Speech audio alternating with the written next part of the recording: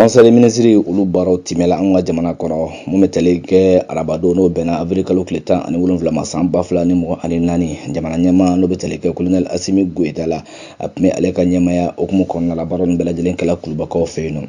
ka jira k'a fɔ lajɛ in hukumu kɔnɔna la o ye hakilina dɔw ta n'o fɔ ma ko communication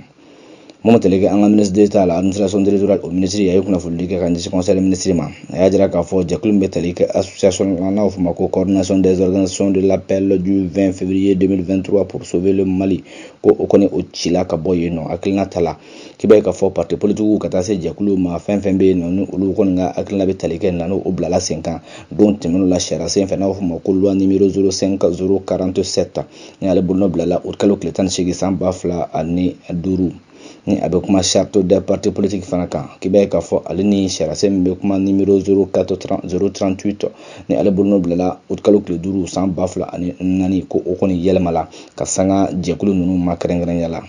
ko ni hakilina minnu filɛ ni o talen bɛ sariya senw fɛ k'i b'a ye k'a fɔ k'a bɛ sinsinni kɛ ka ɲɛsin o jɔyɔrɔ ani o ka baara o cogoya de fana ma o la k'i b'a ye k'a fɔ dan minnu bɛ o ka baaraw la o danw kɔni kan ka sago cogo minnu la k'i b'a ye k'a fɔ o gɛlɛyaw caman kɔni o yela o ka baaraw kɔnɔna la fɛn bɛ tali kɛ jɛkulu ninnu fana bilali la sen kan k'i b'a ye k'a fɔ fɛn bɛ tali kɛ sariya mun bɛ tali kɛ o ka règlement fana la baaraw kan ka kɛ hakilina min kɔnɔna la bonya ni karama kɔnɔna la jamana gɛlɛn bɛ ka laɲini minnu fana kɛ n'i b'a ye k'a fɔ dan tɛ kari jamana yɛrɛ ka taabolo la k'i b'a ye k'a fɔ o caman fana o sɔsɔla mun n'i y'a ta k'a lajɛ bi Mali bɛ taabolo min na k'i b'a ye k'a fɔ bɛɛ lajɛlen kɔnɔ dama ka kan Mali ko in na a fɔ ma ko pays de la laïcité i b'a ye k'a fɔ kɛrɛnkɛrɛnnen la wa démocratie fana a ye fɛn minnu fana fɔ k'i b'a ye k'a fɔ tiɲɛ don tali bɛ kɛ nin hakilina la ko nka ko dan bɛ wa taabolo dɔw la dan ninnu fana caman k'i b'a ye k'a fɔ k'olu sagolen don ni jɛkulu ninnu fana fɛ mun bɛ tali kɛ coordination des organisations de l'appel du 20 février 2023 pour sauver le Mali i b'a ye k'a fɔ ale fana ka wa baara ninnu talen bɛ k'a bila ni hakilina ninnu de kɔnɔna la ko a bɛ kɛ sababu ye ka gɛlɛya don jamana yɛrɛ ka taabolo fana la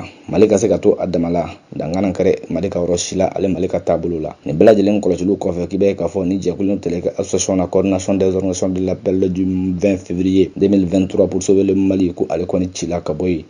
o kɔfɛ mun bɛ tali kɛ a fɔ ma ko concours direct de recrutement d'enseignement ka école maîtriw kɔni k'i b'a ye k'a fɔ hakilina dɔ ta la o bɛna école maître kɔni dɔw ta k'o don wa école maître baaraw la fasow ka baaraw hukumu kɔnɔna la a fɔ ma ko exercice budgétaire 2023 ni concours minnu filɛ ko a bɛna boloda a bɛ fɔ ma ko arrêté interministériel a tala o hakilina fɛ n'o tali kɛ numéro 2023 51 41 MATD MEF SG ni ale bolo bilala kanila décembre kalo tile 29 san 2023 yaasa ka se ka école maître maa 600 ani maa 80 maa 4 ko o ta k'olu don fonction publique baara la n'o fɔ ma ko collectivité territoriale la k'i b'a ye k'a fɔ o bɛna kɛ sababu ye wa sigiyɔrɔmada 100 a bɛ para ɲɛ 15 ɲɔgɔn ta a baaraw la o la k'i b'a ye k'a fɔ fɛn bɛ tali kɛ wa 100 sigida ka 15 ɲɔgɔn ta la kan la o bɛna ta ka sinsin ka ɲɛsin maa minnu ye lujuratɔbaw ye i b'a ye k'a fɔ olu sɛmɛna don baara ninnu fana bɛɛ lajɛlen fana la ni recrutement min filɛ k'i b'a ye k'a fɔ o kɛ sababu ye fana ka se ka dɔ ta a fɔ ma ko enseignement secondaire ale ni enseignement fondamental fo ka taa se éducation préscolaire ma n'a fɔ ma ko ani spécial i b'a ye k'a fɔ a bɛna tali kɛ k'a bila o de hukumu kɔnɔna la kɛnɛ la k'i b'a ye k'a fɔ maa 40 ani maa 9 olu bɛna ta ni spécialité ninnu kɔnɔna la a fɔ ma ko catégorie A ale ni catégorie BD o bɛ tila o ni ɲɔgɔn cɛ komi a fɔlen bɛ cogo minnu la ni kunnafoni minnu filɛ ɲɛ k'i b'a ye k'a fɔ a bɛ bila minɛn kɔnɔ minnu n'i y'a ta k'a lajɛ wa a bɛ fɔ ma ko u ka dossier olu baaraw kɔni o minɛliw bɛna daminɛ yanni o waatiw cɛ wa concours ninnu fana bɛna kɛ kɛnɛ la o ka centre de la ni bɛ kɛlɛ concours kɛyɔrɔ ninnu la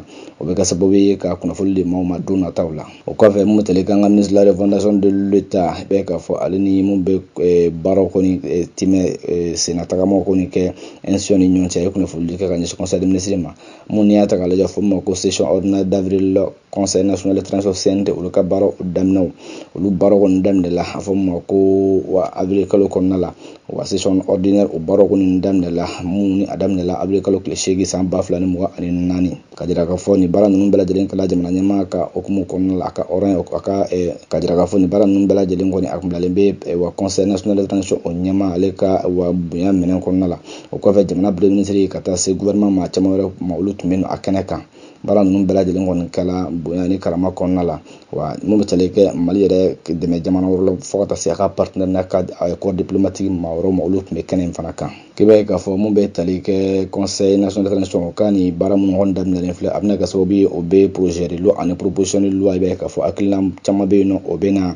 wa hakilinaw kɔni bolo caman kan k'a lajɛ minnu kan ka taa ka se ka olu voter k'o bila sen kan jamana yɛrɛ bɛ kisɛ minɛ ko bi fɛn fɛn bɛ n'a bɛ taa ka bila jamana ka joli ani jamana fana wa labaarali hukumu kɔnɔna fana la a fɔ ma ko procédure code pénal ale ni procédure pénale o kumalen bɛ o fana kan ka taa se fɛn fɛn bɛ tali kɛ fana wa plan d'action gouvernement a bɛna da don bɛɛ lajɛlen fana la ani a ɲɔgɔnna caman wɛrɛ baara ninnu kɔni bɛna to sen na fɔ ka taa fɔ ko wa waati min bolodalen bɛ a kama olu ka se ka tɛngu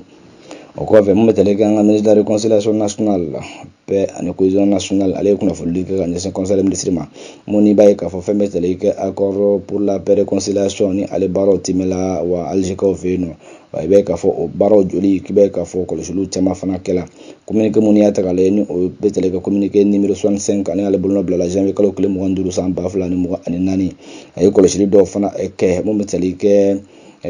baaraw yɛrɛ taabolo la kabini nin ko kɔni lajɔla k'a fɔ ko o hakilina in ka bila ka bi a kɛla sababu ye mun bɛ tali kɛ jateminɛ dɔ la olu kɔni jateminɛw kɛla ka ɲɛsin wa taabolo yɛrɛ ma maa minnu yɛrɛ tun bɛ yen n'o tun bɛ a baara la wa jɛkulu kura minnu kun kelelen bɛ a kɔnɔna la k'olu bɛɛ lajɛlen ci ka bɔ yen k'o bila ka bin kɔfɛ tuguni maa minnu fana bɛ yen n'i y'a ta k'a lajɛ mobili tun bɛ o bolo n'o bɛ tali kɛ wa jɛkulu minnu bilala sen kan ka mobili ta k'a d'u ma k'a ɲinina o fɛ ko mobili ninnu fana ka lasegin ko tiɲɛ don mobili ninnu fana kɔni caman minɛla ka ban nka caman fana bɛ yen nɔ minnu bɛ ka nɔbɔ halisa u bɛ ka wuli ka dɔ kɔni kɛ ka wa a bɛ minnu bolo k'olu nɔbɔ cogo min na mobili ninnu bɛ se ka segin ka na wa faso a ka mara kɔnɔna la n'an bɔra yen mun bɛ tali kɛ ministre du travail de la fonction publique la fana ye kunnafonidi kɛ ka ɲɛsin conseil des ministres ma a y'a jira k'a fɔ mun bɛ tali kɛ concours minnu bɛ tali kɛ fonction publique concours la olu baara kɔni daminɛ la a fɔ ma ko concours direct i bɛ k'a fɔ o baaraw daminɛ la exercice 2023 ka jira k'a fɔ mun bɛ tali kɛ a kun fɔlɔ la bɛ k'a fɔ olu kɔni kɛla dɔgɔkun tɛmɛnen la a bɛ kalo tile 13 ka taa bila 14 la san 2024 a kɛla Bamakɔ ale ni wa région kɔnɔna la n'o tali kɛ région kɔnɔna fɔ ma ko 6 centres régionaux olu baaraw tɛmɛla ka jira k'a fɔ a tako sabanan ni naaninan o baaraw bɛna kɛ a bɛ kalo tile 21 nata san 2024 a bɛ tali kɛ wa kɔɔri minnu la ingénieur informatique ka taa se ingénieur la statistique ma ka taa statistique ma ka taa se technicien statistique ma ale ni wa technicien l'informatique fo ka taa se wa fɔ ma ko instructeur la jeunesse des sports ale ni technicien des arts de la culture archive fo ka taa se documentation ani administrateur des ressources humaines secrétaire d'administration et attaché d'administration olu ka concours de kɔni bolodalen don ka nin don ninnu makɔnɔ o kɔfɛ mun bɛ tali kɛ wulikajɔw fana la ka se ka 1er mai o ɲɛnamaya o baaraw fana bɛna to sen na fɔ ma ko centrale syndicale et travailleur o kɔfɛ mun bɛ tali kɛ wa fɔ ma ko fête du travail wa baara don ka se k'o ɲɛnamaya o ye kɔrɔlen ko ye an ka jamana kɔnɔna la kabi san 1963 baara ninnu bɛna to sen na centrale syndicale olu bɛna fara ɲɔgɔn kan ka wulikajɔ kɔnɔ kɛ ka défilé kɛ comme kɔrɔla bɛ kɛ cogo minnu la o kɔfɛ tuguni fɛn fɛn bɛ tali kɛ kumaw la kuma bɛ di dɔw ma olu ka se ka kuma ka hakilinaw fana ɲɛfɔ ka taa se jamana yɛrɛ bɛ taa ka bila minɛn min fana kɔnɔna la nin don bɛ se ka ɲɛnamaya halisa cogo min na don nataw la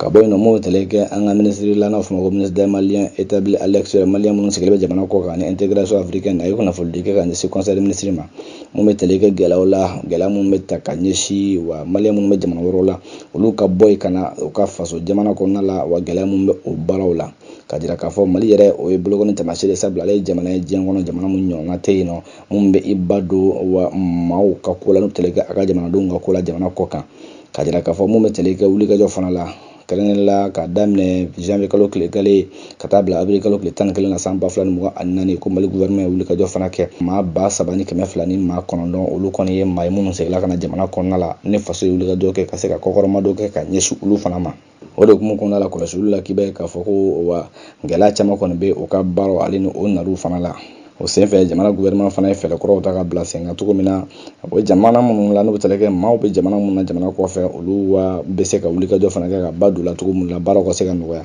a bɛ gɛlɛya fɛn fɛn bɛ yen nɔ fo ka taa se nin hakilina ninnu ma o ye miirina kuraw ta ka bila cogo min na a bɛ se ka kɛ sɔn nɔgɔya la cogo minnu la don nataw la ka bɔ yen nɔ an ka sɛnɛko minisiri i b'a ye k'a fɔ a ye kunnafonidi kɛ ka ɲɛsin conseil minisiri fana ma ka jira k'a fɔ mun bɛ tali kɛ a fɔ min ma ko réseau ouest et centre africain des femmes entrepreneurs sémencière a Bamako k'i b'a ye k'a fɔ olu baaraw kɔni o bolodalen u bɛna kɛ cogo min na n'a bɛ fɔ ma ko ka assemblée générale kanala avril kalo tile 23 ka taa bila tile 24 la san 2024 mun bɛ tali kɛ wulikajɔw fana la ka se ka i ɲɛmada wa taabolo kura minnu bɛ yen nɔ n'o kan ka i ɲɛmada olu fana fɛ olu baaraw kɔni o bɛɛ senna ka jira k'a fɔ wulikajɔ bɛna kɛ ka se ka a lajɛ fɛɛrɛ kura minnu bɛ ta ka bila wa sɛnɛko bunakun fana kan ɲɛtɔ bɛ se ka sabati cogo min na ka dɔ fara u ka seko ani dɔnko kan an balakaw kɛrɛnkɛrɛnnenw fɔ ma ko musolakaw ka bɔ yen nɔ mun bɛ tali kɛ halisa wulikajɔw fana o bɛna kɛ senna ka ɲɛsin nin baara ninnu fana ma dɔ bɛ se ka fara o ka wa sɔrɔ nantiliko kan cogo minnu la ale ni sumansi ɲumanw fana bɛ se ka sɔrɔ cogo min na u ka baaraw u la ni assemblée générale in ko hakilina mun yɛrɛ b'a la ka se ka fɛɛrɛ kɔrɔw bila sen kan o ka réglementaire bɛ fɛn minnu fana kɔ fɔ cogo min na pour que baaraw bɛ se ka kɛ ka ɲɛ bɛɛ k'a fɔ a bɛ kɛ sababu ye fana ka se ka fɛɛrɛ kɔrɔw ta ka bila o ka baara minnu bɛ yen nɔ o ka bureau hukumu kɔnɔna la maa minnu kan ka wa na baara in kɔnɔna la ka se ka maakɔrɔ marabila kɛ olu baaraw fana bɛna kɛ n'a bɛ fɔ ma ko élection des membres des organes bɛɛ k'a fɔ olu baaraw fana bɛna kɛ a don kama ka bɔ yen nɔ an ka minisiri bɛ tali kɛ muso denmisɛnnin du ka koɲɛ ɲɛnabɔli ko ma ye kunnafonidi kɛ ka ɲɛsin conseil minisiri ma mun n'i y'a ta k'a lajɛ mali sen bɛna don a tako 96 n'a bɛ fɔ ma ko session du comité des droits de l'enfant ni tako 96 k'i b'a ye k'a fɔ baaraw kɔni bolodalen don ka bila mɛkalo tile 9 ka taa bila tile 10 na san 2024 a bɛ kɛ Genève kaw fɛ yen nɔ mali fana sen bɛna don a baaraw la ka kɛcogo minnu la k'i b'a ye k'a fɔ wulikajɔw tɛmɛnla don tɛmɛnw la k'i b'a ye k'a fɔ mali yɛrɛ ye wulikajɔ caman fana kɛ a fɔ ma ko 3e 4e 5e rapport périodique n'olu baaraw timɛla mali fɛ juin kalo tile 18 san 2020 tɛmɛlen o baaraw kɔni kɛla i b'a ye k'a fɔ wulikajɔw kɔni bɛna kɛ équipe technique dɔ fɛ ka se ka taa baara ninnu fana waleya cogo min na mali sen bɛna don a la o bɛna wulikajɔ kɔni kɛ fana mun bɛ tali kɛ halisa wa kɛnɛla wa don tɛmɛnenw la ni baara minnu kɔni kɛla wa n'i y'a ta k'a lajɛ février kalo o tɛmɛlen la san 2024 i b'a ye k'a fɔ hakilina kuraw fana tala cogo min na wa fɛɛrɛ minnu kɔni bolodalen bɛ a ko la a bɛ se ka bɔ a sira fɛ ka tila ka bila sen kan cogo minnu la mali sen ka ye nin baaraw bɛɛ lajɛlen la a ta ko 96 mun filɛ nin ye mali sen bɛna ye a la ka tila ka baaraw fana kɛ fɔ ka se a dan na ka bɔ yen nɔ an ka mun bɛ tali kɛ minisirilaw fɔ ma ko élevage et de la pêche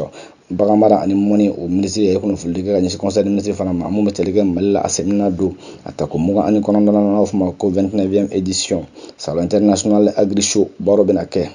ka jira k'a fɔ baara ninnu kɔni bolodalen don ka bila avril kalo tile 29 ka taa bila a tile mai kalo tile 3 la san 2024 a bɛ kɛ Sao Paulo Brésil kaw fɛ yen nɔ mali sen bɛna ye a la o la mali sen bɛna ye o baara minnu la fana k'i b'a ye k'a fɔ wulikajɔw kɔni bolodalen don fɛn fɛn bɛ tali kɛ wa sogow ale ni baganw ani nɔnɔ o ɲumanw bɛ se ka sabati cogo minnu la mali ale ni Brésil jamana bolo ɲɔgɔn b'o ni ɲɔgɔn cɛ kɛnɛ la n'a bɛ fɔ ma ko agence brésilienne de coopération